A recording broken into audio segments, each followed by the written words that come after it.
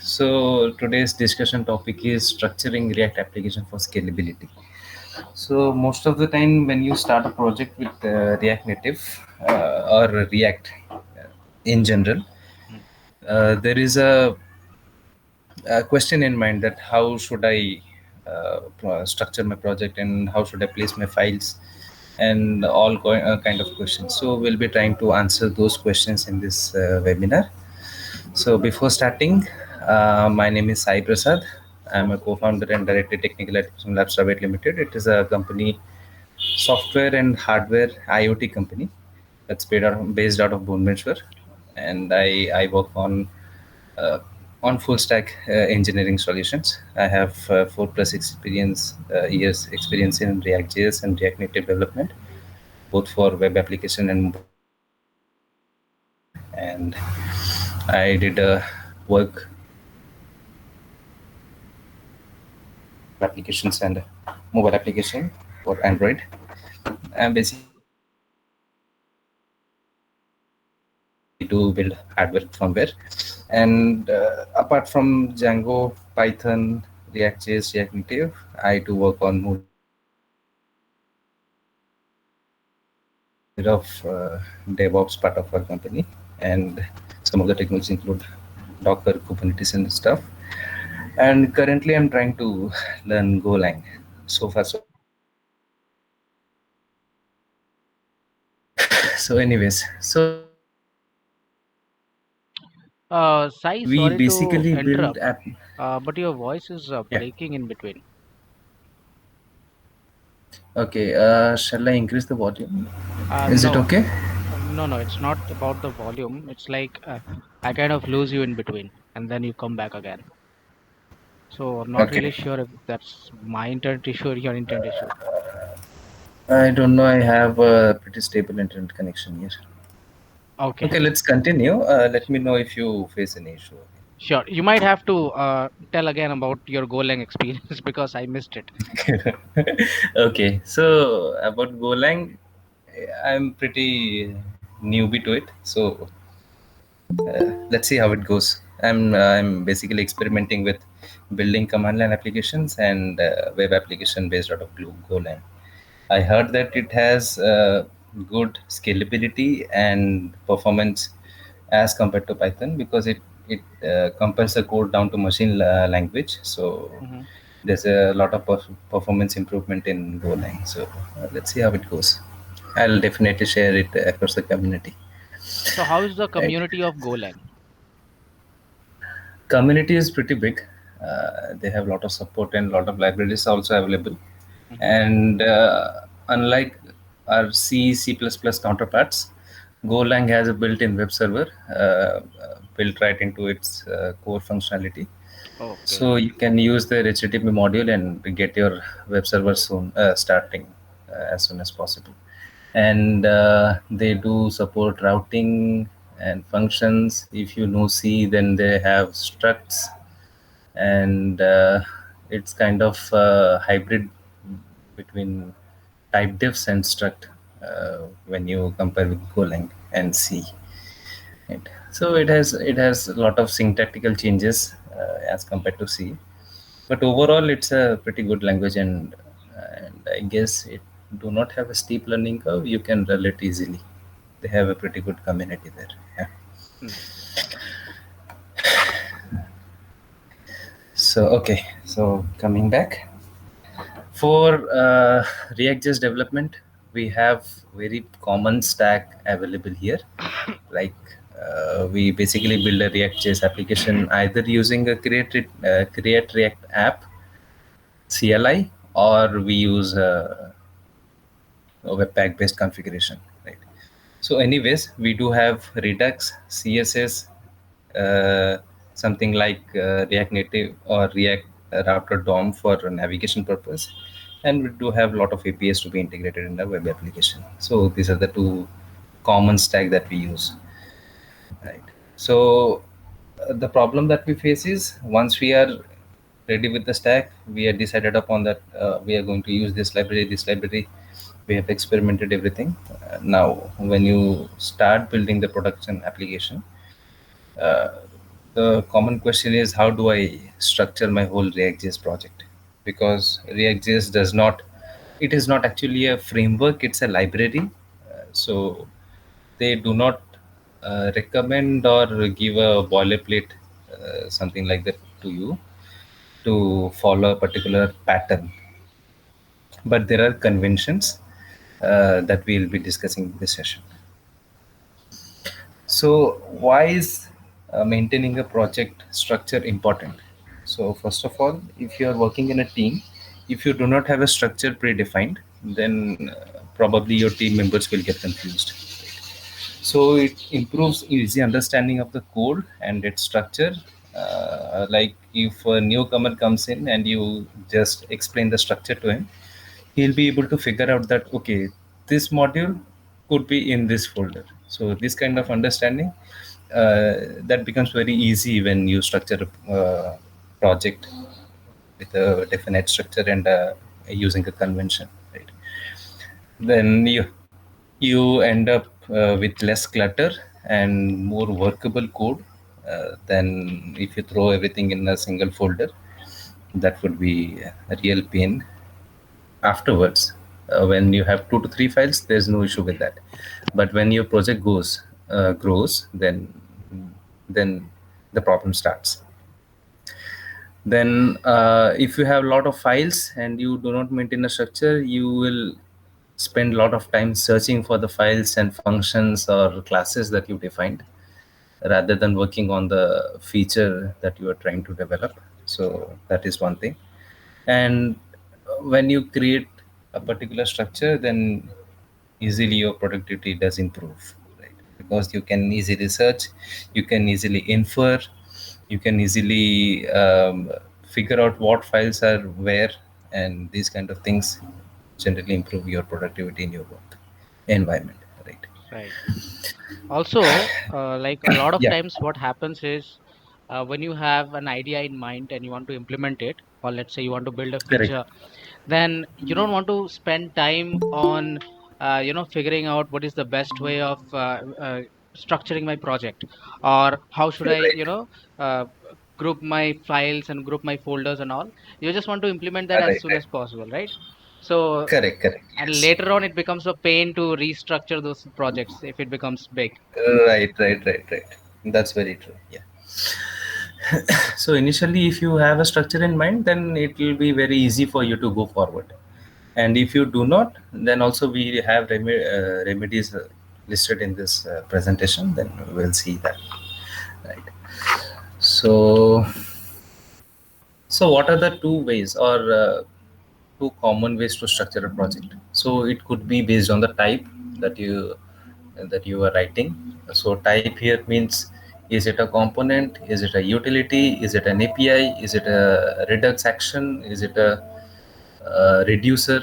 So based on that type, you will be grouping the folders, right? And another is by feature. Feature is basically you, if you have a humongous project with you, then you have a lot of features to be implemented. Like you need a profile page, you need a login screen, you need a registration page, you need an authentication model or context setup, and maybe some dashboard parts and a lot of other screens. So each, if you see each of this term that I have said, this becomes a feature, right? So there's a login feature, there's a registration feature, there's a dashboard feature, there's an authentication feature. So based on that feature, you can segregate the folders. So it becomes very easy when you integrate a new feature. Then you, all you need to do is take that structure or a predefined structure and create a new feature with the exact same structure, so that you will maintain a consistency throughout the project, right? So starting with types. So if you group a project with type or based on type, it will basically look like this. So you have two folders here: API component. There could be other like assets and CSS. Assets basically have image, videos, and all those stuff, the static assets. And for CSS, this could be SCSS files, less files, or simple CSS files, right? So all the APIs will have API utilities.js, then your API endpoints.js, your profile API, user API, login API, all will be present in the API folder. Then for components, you could think of screens that you see in the project. Right? So like dashboard screen, your profile screen, your feed, uh, your registration screen, all those screens come into the components. Right? Again, assets you have files, images, and videos, and CSS you have CSS files, less of files, or SCSS files, pre-processed files. So when it comes to type kind of grouping, it is very helpful when you are trying to build a prototype rather than a production application, right? Because you don't have to spend lot of time creating folders and structuring the files. If you want something really quick, then all you need to do is create some folders. Maybe if you have a Redux folder, Redux implementation, then you can throw in a new folder and throw all your reducer and actions in that Redux folder. So type of grouping is really helpful when you have a small project or a prototype project. Now let's go to feature. If you are grouping using the feature, then it's very easy to scale it up. Your application will be scalable, right? I have some examples shown here. So basically, there might be some features that are common throughout the application, like you have navigation, right? The navigation will be common to everything, right? So every page is linked to one another. Then there might be authentication reducer, authentication state. So these kind of features that are needed throughout the application, that are here in the common folder, where you place in your Redux, your actions, your reducers, your app.js. App.js is basically the top level component where you can set up all your context if you need. Then there is navigation. If you use React Router DOM or some other navigation libraries, then all your navigation stuff go in navigation.js. So this is basically my kind of setup. Your your thing might be different, but the overall idea is you basically segregate the features and put in all your files based on the features that you decide, right? So if you break down a single feature, then what basic folders do you need to have? One is components folder, one is actions. Actions is basically a reducer. Sorry, it is basically a Redux part. Right? Action types is also related to Redux, and reducer is also related to Redux. You might have some utilities, like there might be some pure functions or impure functions or classes that you might need to be implemented for that particular feature to work. So that can go here. And if you have some utilities or classes that are used throughout, then you can throw it in common folder, right? Then you can go forward with the grouping structure. So time for a demo. Let me show you a project that I have set up.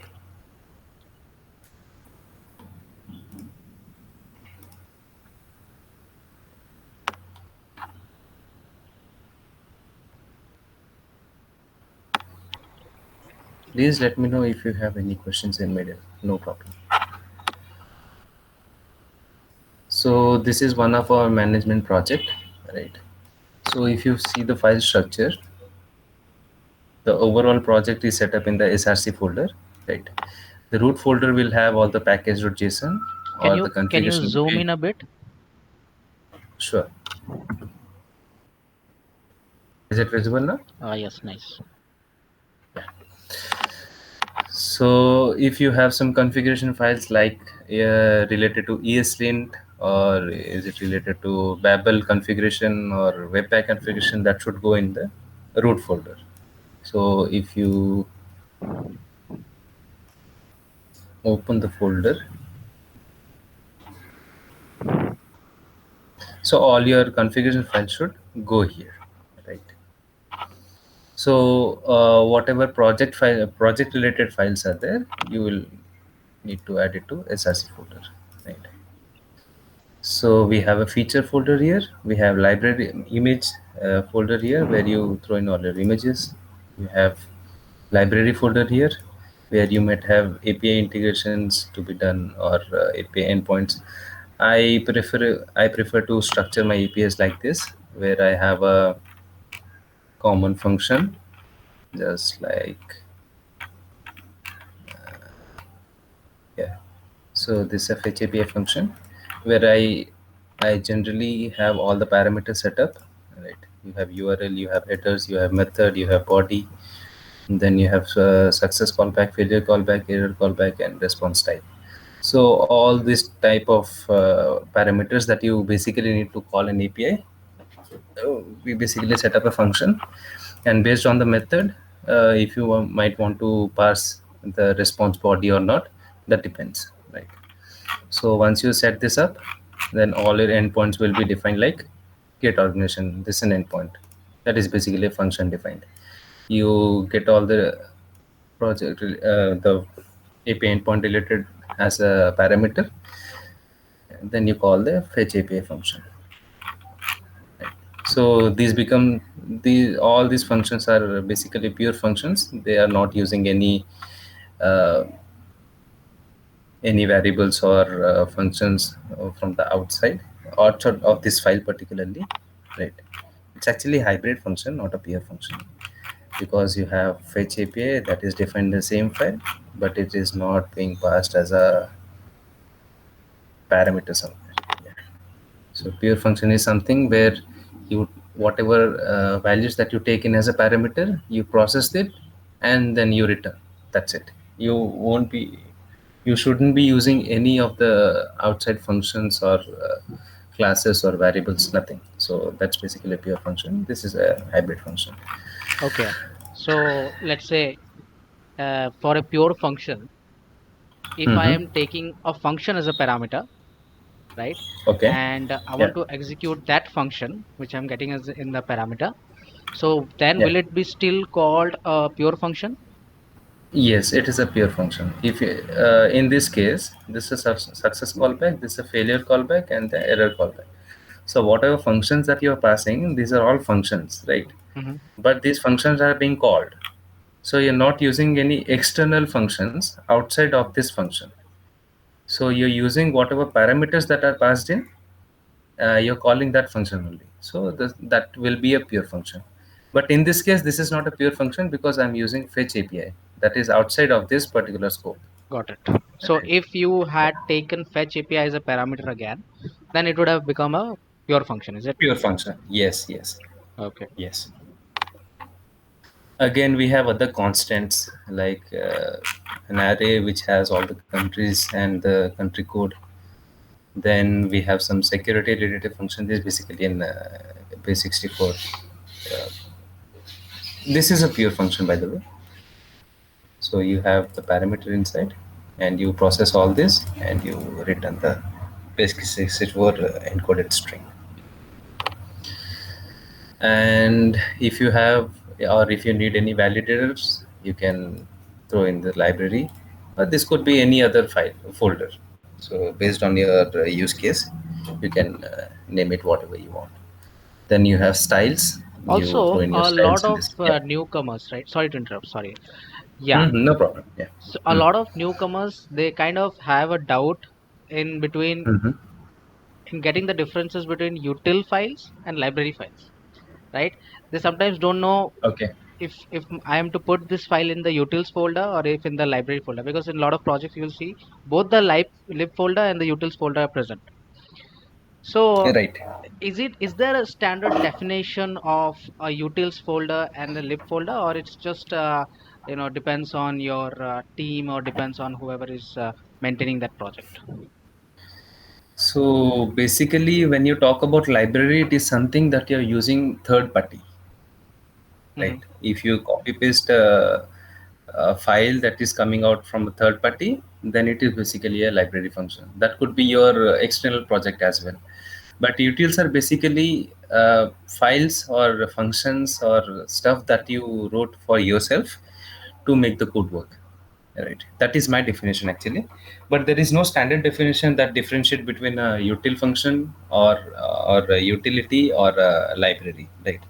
Right. But my understanding is library is something that you get out from a third party, and utilities are something that you write for yourself to ease out the process of coding, right? Got it. Yeah. So what I prefer is I create a library folder and put in all the utilities and library functions there, right? Right. So when you refer it from a feature, you can get it out from the library folder itself. Correct. Then coming to features, you have all the features segregated as folders. When you open the folder, there's a particular structure that is used here. You have components folder, you have action, and then you have action types. Action will have basically there's no actions here. Yeah, it is basically a function. This is again a pure function, and this function is called when you are trying to dispatch something. If you are familiar with redux, then you might need something like this, right? This is an object. So there's a type definition here, then you have a data or a payload that you're dispatching in the redux, right? So this is basically a function, and how you use it, when you go to components, login, and this is how you use it. You basically first connect this function with a connect, redux connect. Then you will be able to access the dispatch function, this dot props dot dispatch. Then this is the function that you're calling. So this comes from the login action that is defined in actions.js. So this basically streamlines your code and improves readability of the code. That is what I believe. Again, you might be seeing all the features have the same directory structure, right? You have action types, where you have reducer. If you need a reducer for a particular feature, then you create a reducer file, else you can leave that, or you can create a blank file and just leave that, just to maintain a homogeneity throughout. Then you have a common folder. So as I spoke earlier, common folder is basically the feature that you need throughout the application. So here I have navigation. All the navigation paths and routes are set up here, and the app is basically to set up your context. I'm currently not using any context, so that's basically returning the navigation component that is defined in navigation.js, right? Then I have Redux setup here. So one thing to remember when you're trying to build this kind of project structure, you need to separate the features and you need to have multiple reducers, and then you have to combine the reducer so that you get a root reducer out of the multiple reducers that you have defined, right? So I hope you guys know about this concept of combined reducers, right? Anybody? Right. Right. Yeah. So for each feature, you need to create a. I think I got some notification.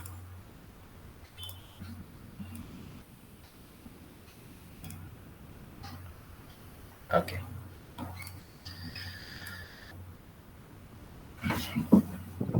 So yes, for each feature, if you need a reducer particular for a particular feature, you can create a reducer file, and you can put it in the combined reducer.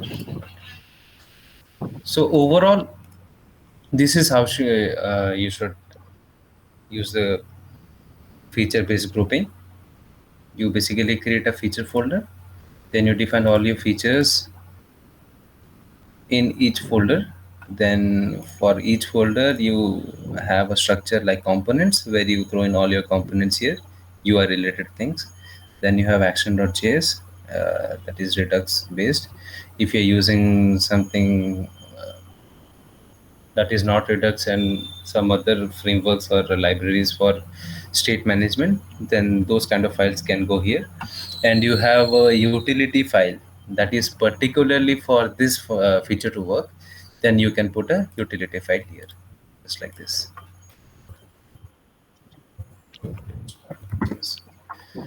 Make sure to maintain this structure throughout the project, so that when somebody new comes into this project, or some other team member work on this project, they should be able to infer, if you say that you have to implement a new functionality on this particular feature, then having a prior knowledge will help him search, get into that particular file or a component file directly without asking much help. So that will help in reducing the burden throughout the team. Right. So coming back to the presentation, I guess I'm clear with all the folder structure, right? So it is pretty basic. There is no complex structure here. So it is a basic structure, and this will help your application to scale immensely, right? Right. It's also very simple to understand Yeah, because it and also when you are working in a team with so many other team members, it makes a lot of correct. sense because some features will be asked to be written by you, some will be asked to be written by someone else, Written by someone else, right? so then it Correct. would not collide with one another, right? Because we both are Right. working in a different folders. So this is a beautiful point Shubham has mentioned. So if you're working with Git or Mercurial repository, and if you segregate your features in a different folder, then you'll end up with less merge conflicts than a general folder structure. That is a great point, right? So less merge conflicts means less headaches in your project, right? Right. Thanks, Shubham, for the point. So coming back to the slide,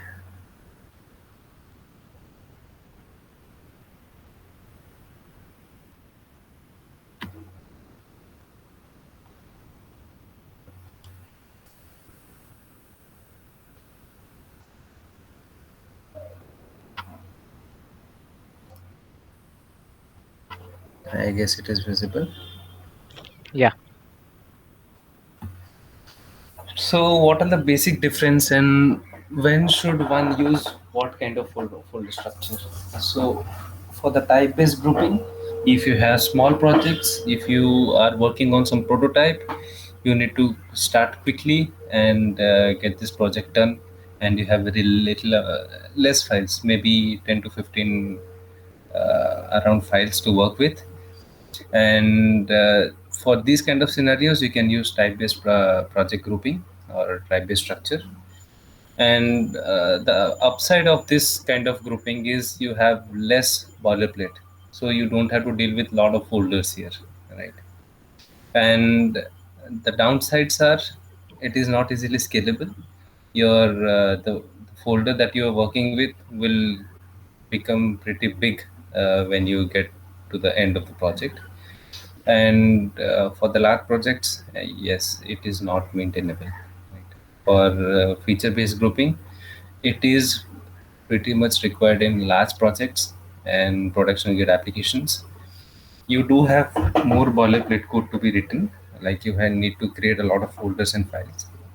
But yes, in the long run, it is very easily scalable, and it is pretty much maintainable, and it will improve your productivity and navigation throughout the code when third party or some other team members come into the project. Then one thing you need to keep in mind is, if you are writing generic features, like you have a login page, you have a registration page, you have seen that the api.js file is a different file altogether, right? So if you have a common feature written, you can easily copy that feature folder and paste it in another folder, and your project will run, right? So that is a very important point here. It will promote usability when a feature kind of folder grouping is used. because you have all the Redux stuff, you have all the actions, configurations, utilities that is related to that particular feature. So all you can do is you can copy that complete folder and throw it in some other folder, other project, and it will run very smoothly. All you need to do is link up some reducer with the combined reducer if you have a reducer within that project. So, what are the things that you need to keep in mind when working with any kind of project? It is not about just React JS project. Whatever folder structure you want to go with, please don't waste a lot of time uh, deciding upon the folder structure. So if you're confused whether to use this structure or that structure, pick one and get started, right? Because starting is a very important step. So if you keep on deciding on that particular folder structure and you keep on researching, you are losing out time, and your development time, the deadline will come closer to you, right? So it will build a pressure. Then once you are decided with the folder structure, it is better to discuss with the team about the conventions that you are going to follow. Like uh, in my case, we had dashboard, common, admin, authentication, these kind of folder names. So the folder names could be finalized through a discussion, and whatever file names that you are going to put in, that could be finalized through the discussions also, right? So it will help us help the team to be on the same page on the conventions that you are going to follow, right? You need to keep in mind to name well, right? Name well in the sense actions.js. So when you write actions.js or say actions.js, someone who might not be familiar with the project itself, but he gets an idea that what could happen in action.js, right? But if you name the folder as abc.js, does not make sense. So name well, but don't get carried away, because this did happen to me. In the initial stages, I mostly got carried away with naming, right? So I used to spend a lot of time, maybe hour or 2 hours, just to name a particular variable or a function or a file. That took me a lot of time, uh, as compared to writing the code itself, right? So structuring could be evolving through the project journey, right? So if you have decided upon a structure and if you see someone else's structure and you liked it, but that might or might not work with your current project setup, right? Because uh, is dependent basically on the use case that you are trying to solve, right? So what works might not work for them, or what works for them might not work for you. So that has to be borne in mind. Then let's say you are not ready to start with a particular structure and you just want to get started with the project, you can do that as well. That is one kind of strategy. You can just quickly start the project, and once you move navigate through the project or building features, then you'll be able to figure out like what kind of structure I should follow. Is it a type based, or is it a feature based, or this could be another structure that you might come up with that will help uh, structuring the folder in a more efficient way for your use case. So that could also be there, but make sure that you make the decision in the early stages only. So let's say if you're working on a large project, I would suggest you decide or finalize that folder structuring maybe 2 to 3 within 2 to 3 days or a week or a week's time, right? Don't try to skip it or postpone it for a later period of time. That will get you into trouble, because if you have a lot of files to be structured, then again you have a lot of refactoring and rework to be done. So that is bad for productivity, right? Your boss might get into your nerves later on. And again, with like any other projects, you should enjoy your work. Please don't rush. If you are rushing through a project, then you probably will be writing a very bad quality code, right? So that is not desirable. So be sure to enjoy your code, or enjoy your work rather. So some more tips here. Maybe Shubham could add some more tips also, or if you have some tips from the audience, you can also share with us. The first thing is, do not repeat yourself. Never try to repeat functionality or utility or code again and again. That is a very bad practice, and it basically diversifies a single point of truth. So that is not good in a large project, right? So try as much as you can implement uh, pure functions, right? I have explained a bit about pure functions. Pure functions are nothing, but whatever inputs that you take, you process them and you return that uh, processed output as a written statement. So those are pure functions, and you should use pure functions as often as possible when you write utilities, right? Sorry. So about the components, each component should do exactly one task, and one task perfectly, right? That should be borne in mind. A component should not do a lot of things, right? So for an example, if you have a profile page, then you might have a lot of components involved, right? So the main or the parent component should have the user interface designed well. Each component, like your profile picture, your profile picture should be focused on showing the profile picture only, nothing else.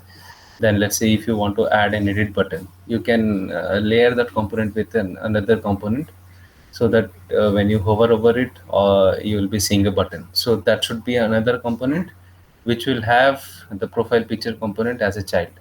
So in this way, whatever changes that you might be getting throughout the project, because changes are inevitable, so you will see a lot of changes happening to your project. So it will be very easy to modify things. So if you throw everything in a single component or a function or a class, then you'll mess up the whole code, and you might even want to rewrite the whole code yourself again. So that is a lot of uh, time killing task.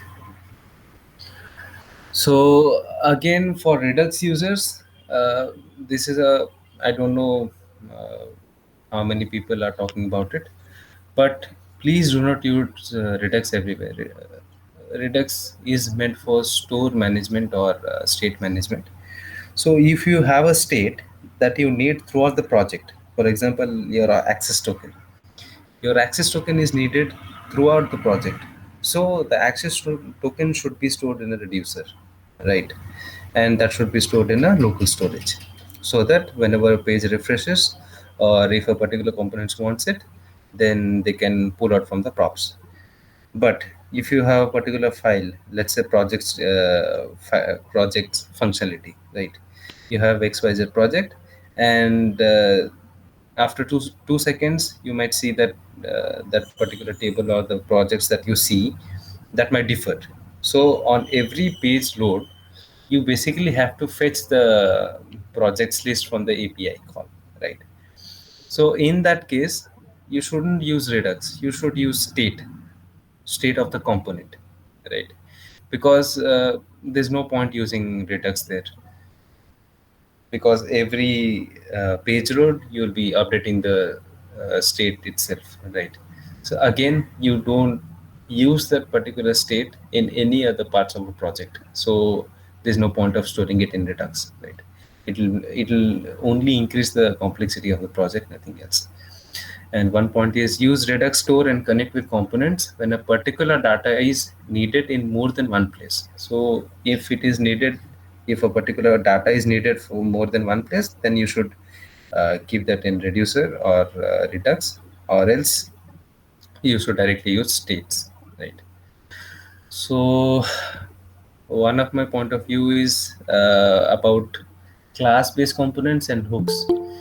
So I did work with hooks and I liked it well, but it is helpful when you have state variables less than 4 or 5. If you have more than that state variables, then you're probably getting a huge dinosaurus code, right? I don't know if it's a word or not, but anyways, your React to hooks are implemented basically using a function, right? So when you have multiple state variables here, you need to create multiple hooks and you need to create multiple functions, and those functions will be defined inside the function. And that code really looks ugly to me. I don't know about you.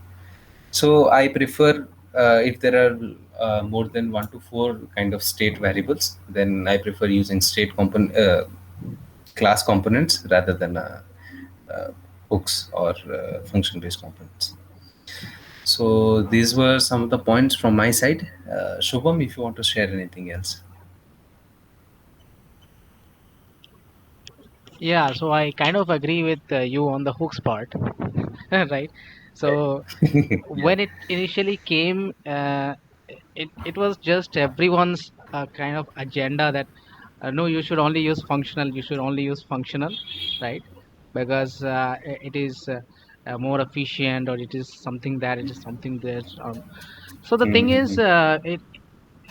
yeah, I also agree with that. Like, I felt when I used a functional component and there was so many states to maintain there, so Mm. calling use state and then that huge block of code that you have to write for just one Right. variable, right?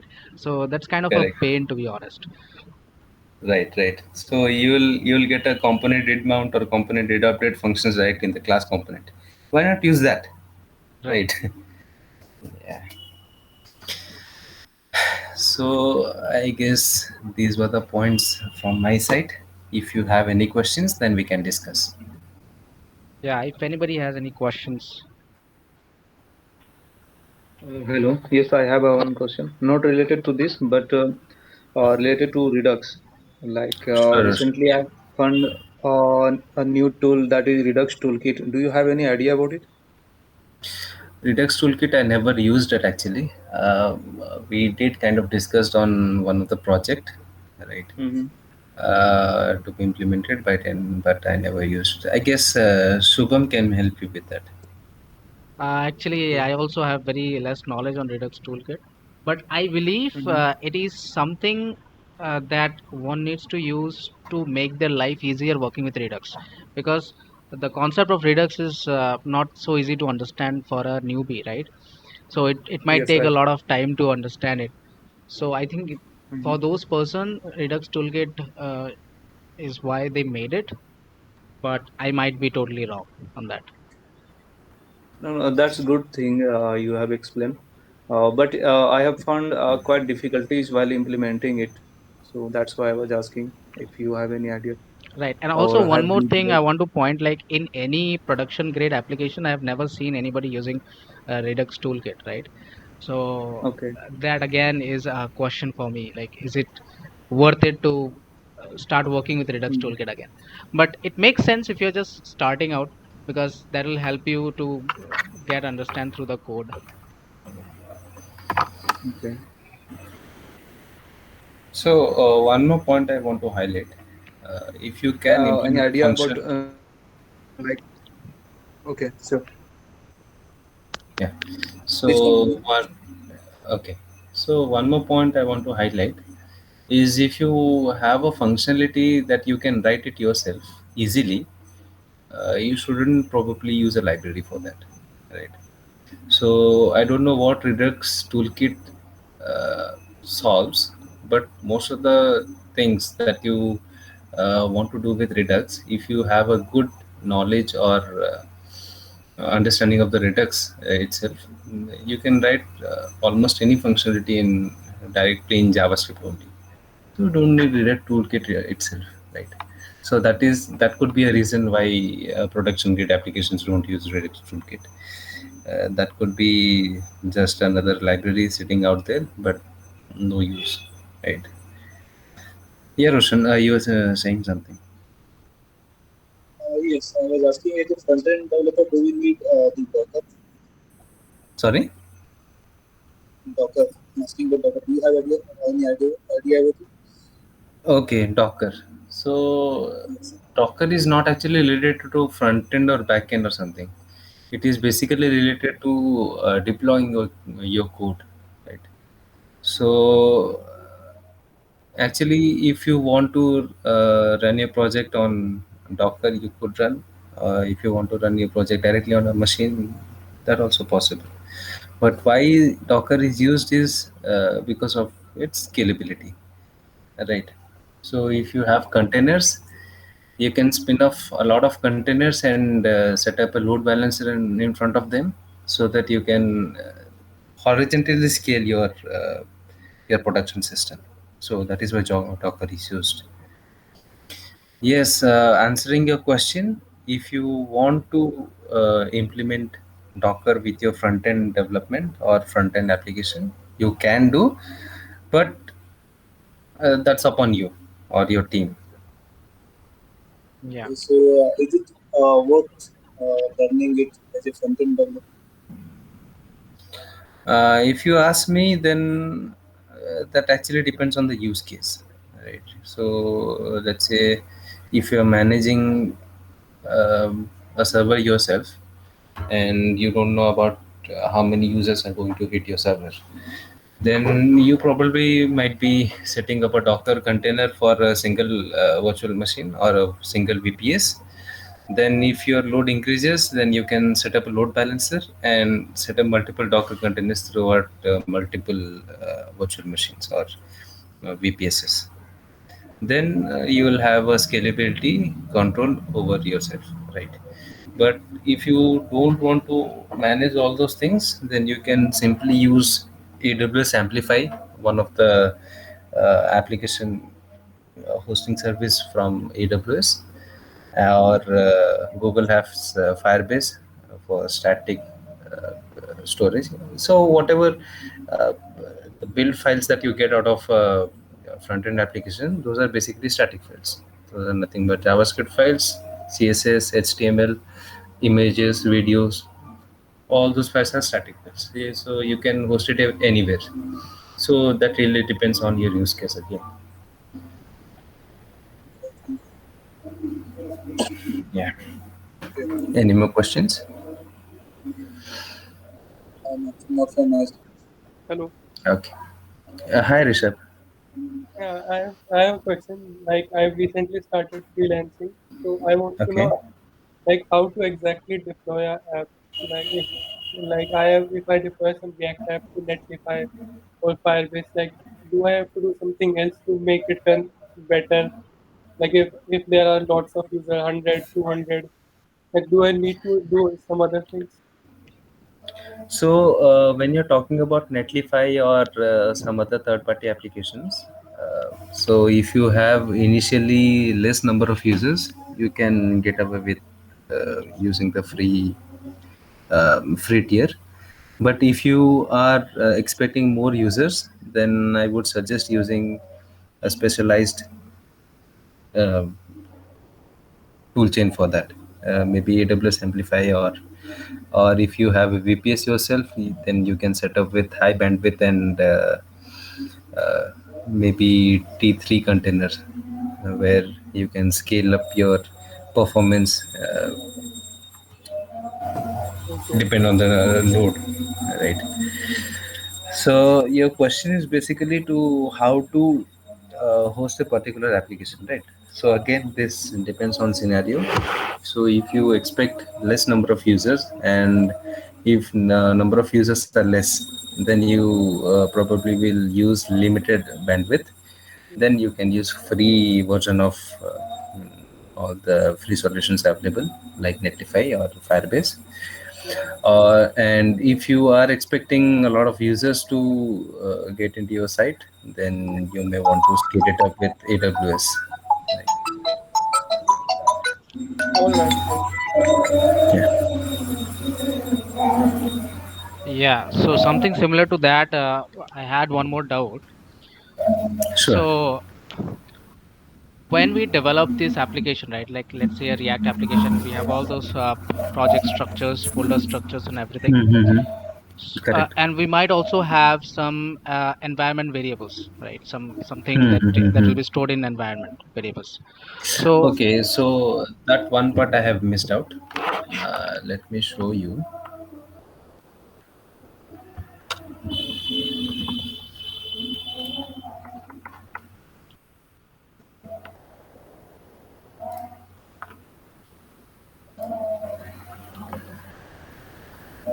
So I hope my Visual Studio Code is visible. And yes, if you go to api.js, so there's a little part here where you see process.env, right? right, So when you are trying to deploy your application in multiple environments, like if I have a local environment, you have a staging environment, you have a production environment, so you can define env variables through the command line utility itself. So how this works, let me show you.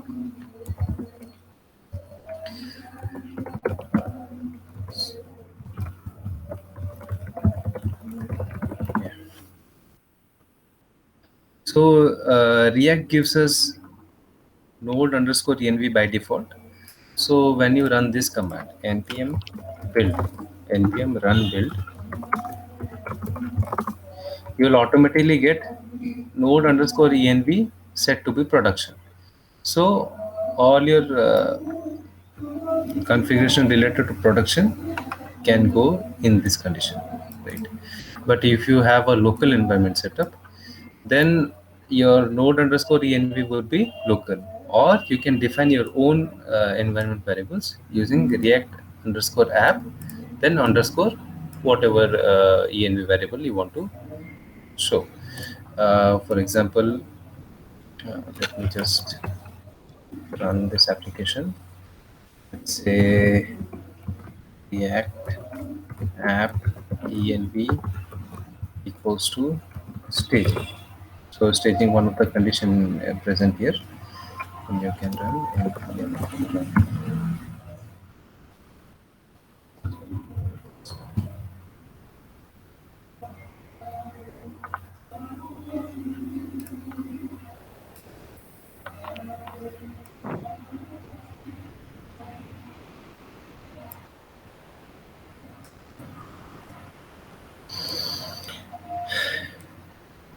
Takes a while to start up. right. So what it basically does is,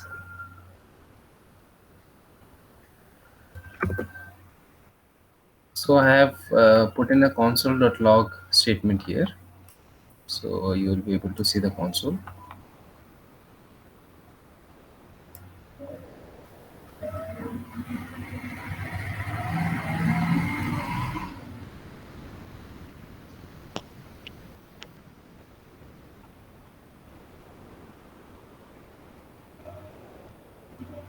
Your Chrome interface looks different than mine. Is it? Yeah, So this is the basic or the default installation. I have never changed its theme. So the that console could be part, one of right? the reason. Mine is a little different. Yeah. So here you can see the console log part. I have node underscore env to be set development, right? Yeah, And React. react app env to be staging. Because I have run that command, okay, that's fine. That's gone. So react underscore app underscore env, then npm start. Because I have run that command, so I am setting this environment variable to be staging. So based on this variable, I am setting all the base URLs here. So this is how you can differentiate between multiple environments. So if you are on Netlify, let me show you that as well.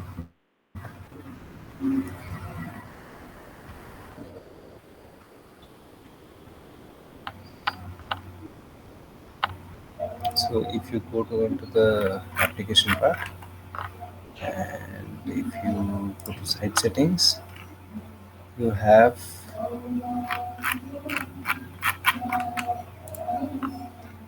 environment here.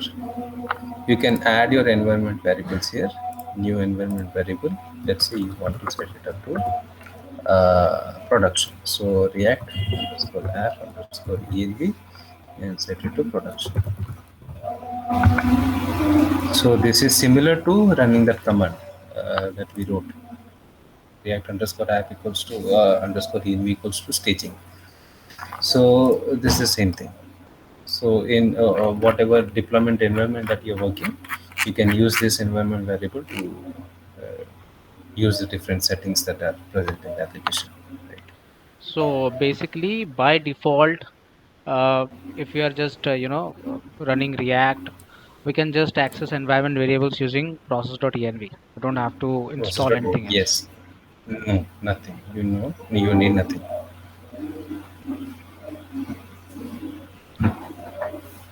So Would- this is the basic environment variable that you get, React underscore app Mhm. underscore whatever variable you want to pass, you can do that. So this is a custom defined one. So is this a convention to be followed, or it's No, mandatory? this is no, it's mandatory. So if you go into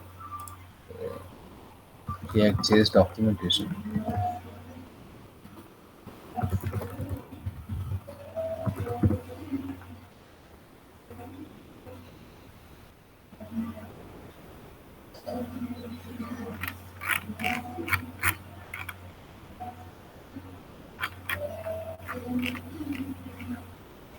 so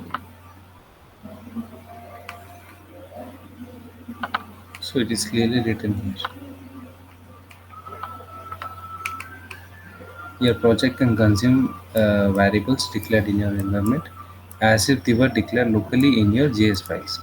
By default, you have node.env defined for you and any other environment variables starting with React underscore app underscore whatever application or the variable that you want to pass that you can define it here. Right. So it is given by React Create app actually, CRA. Okay. So if I just add environment variable which is does not comply with this, let's say its name is It access doesn't token. work. It does not work. Okay, I have tested that. Yeah. got it. So is this something Create React app is doing, or it's I it's in guess it is any React related to project? create reactor. I guess it is related to create reactor, but I never tested with other project because Got I it, have only tested with the create reactor, so I'm confident with that. I don't know about other part. got it. So basically, with Create React app, if you are running npm run build and we Before are that, work you need to set up the yeah. and we work with those build files, then those build files will Hmm. only read environment variables starting with React app. Is it React underscore app underscore? Correct. Got Correct. Yes. The only defined variable, the only default variable that you get is node underscore env, and again these values are predefined. So if you run React uh, npm start, Mhm. then that will be set to development. When you run npm start, it is always set to development. When you run npm run build, it is set to production. Right. Got it. So you cannot override env manually. So that's one part. Got it. Yeah. So any other questions that we have? No more questions. So thank you, Sai, Okay. for this wonderful presentation and sharing this information. It's really gonna help me. I don't know about others, but it's gonna help me in my day-to-day life, right? Because I don't work with React a lot, but when I need to work with it, then I need to look into so much of documentation again, just to understand Mhm. this and that, and there are so many holes in between, right? uh, Mhm. Unclear concepts and all. But Right. this thing that you have shared, including the project structure along with how to deploy it with process.env and all. I think it's going to help me a lot. Mhm. So thanks for sharing it, and I'm sure others will also find it useful. Yeah. Thank you for the opportunity. Well,